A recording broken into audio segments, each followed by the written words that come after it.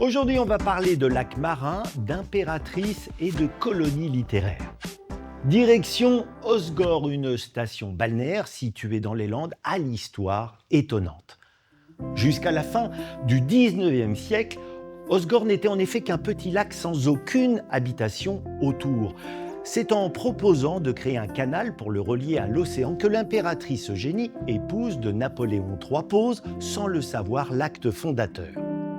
Acte 2, dans les années 1900, des écrivains, des artistes en quête d'exotisme tombent sous le charme du lieu.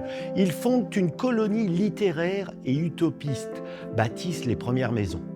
En célébrant l'aspect sauvage et authentique de ce lac, ils vont un peu malgré eux en faire la publicité.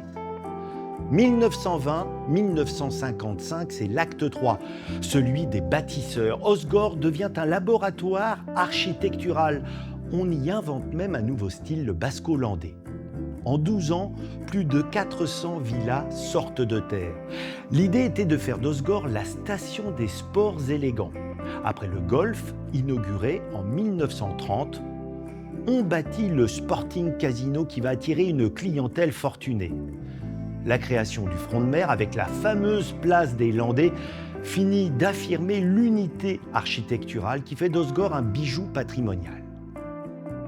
Le 4e et dernier chapitre a justement pour décor la plage et l'océan.